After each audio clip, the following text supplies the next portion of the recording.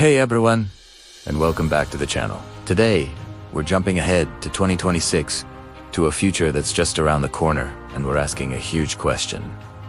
Is the West fracturing, or is it actually rebuilding? The stage for this drama is, as always, the Munich Security Conference. For decades, this has been the world's town square, the place where leaders gather to take the temperature of global affairs. But the conferences of recent years have felt different, tense, fraught with division.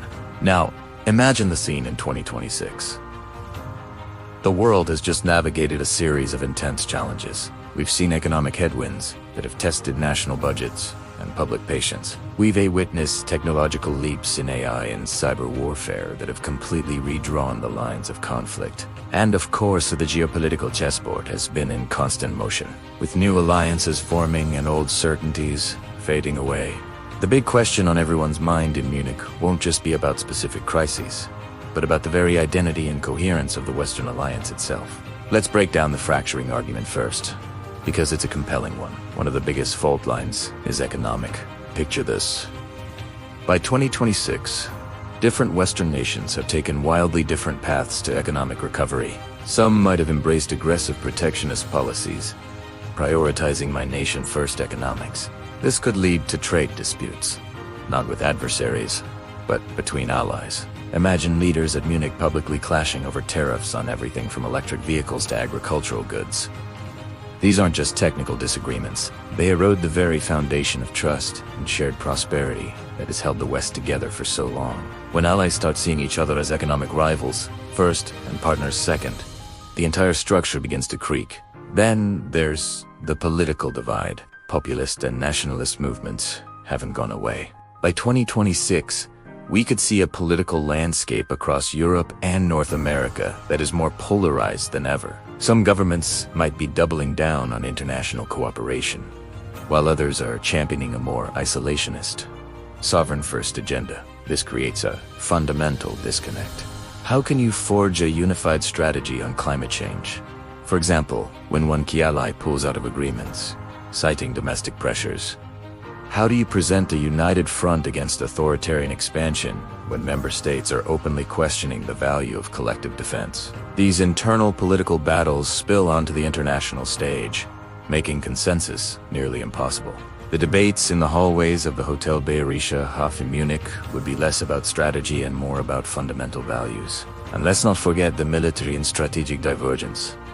The nature of threats has become incredibly complex. While one nation might see cyber attacks and disinformation as the primary danger, another, due to its geography, might be laser-focused on conventional military buildups on its border. This leads to disagreements on resource allocation. Should NATO funds be spent on next-gen cyber defense systems or on more tanks and artillery?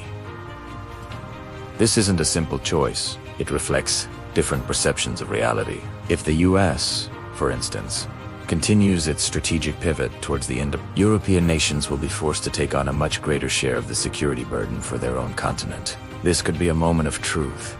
Will they step up in a unified way? Or will national interests lead to a fragmented, and therefore weaker, European defense posture? This is the fracturing scenario. A West divided by economics, politics, and strategic priorities, unable to act decisively. But hold on. That's only half the story. There's an equally powerful argument for rebuilding.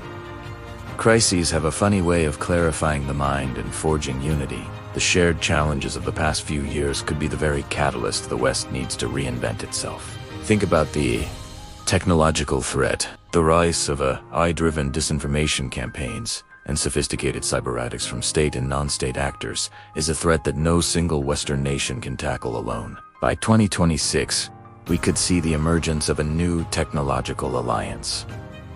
This wouldn't just be about defense. It would be about setting global standards for artificial intelligence, creating shared regulations for data privacy, and collaborating on research to stay ahead of the curve. At the Munich conference, instead of arguing, leaders could be announcing joint initiatives to secure critical digital infrastructure and combat foreign information manipulation. This shared vulnerability could become a powerful source of unity, forcing a level of cooperation that we haven't seen in decades. It's a rebuilding based, not on old threats, but on the new realities of the 21st century. Economically, the pushback against protectionism could also lead to a stronger, more resilient form of globalization. Instead of every nation for itself, we might see the formation of resilience blocs. These would be groups of allied nations working together to secure their supply chains for critical goods like semiconductors, pharmaceuticals, and rare earth minerals. This isn't about closing off from the world, but about smart, strategic cooperation with trusted partners. Imagine a major announcement at Munich 2026. A new transatlantic partnership for critical mineral sourcing, reducing dependence on any single, potentially hostile supplier. This is a practical, tangible form of rebuilding that strengthens the entire alliance from the inside out. And what about the strategic and military side? The debate over burden sharing could, paradoxically, lead to a stronger and more capable European pillar within NATO. If European nations successfully increase their defense spending and coordinate their military industries, they become a more equal partner to the United States. This isn't a sign of transatlantic fracture, it's a sign of maturation. A more self-reliant Europe is a more effective partner. At Munich, we could see leaders celebrating the success of joint European defense projects and a more equitable division of labor within the alliance. This allows the US to focus on global challenges while being confident in the security of the European continent. This rebalancing act, if handled correctly, is the definition of rebuilding, adapting an old alliance to a new world, making it stronger and more sustainable for the future. So, in 2026, as the leaders gather in Munich, they'll be at a crossroads. The path of fracturing is clear. Economic rivalries, political infighting, and strategic confusion leading to a weaker, more irrelevant West. But the path of rebuilding is also there. A new unity forged in the face of technological threats, a smarter economic cooperation built on resilience, and a rebalanced military alliance ready for the challenges of this century. What do you think? As we look towards 2026, are you more optimistic or pessimistic about the future of the West? Will the pressures tear it apart, or will they force it to become stronger and more united than before? The debates at the Munich Security Conference will provide the answers, but the conversation starts right here, right now.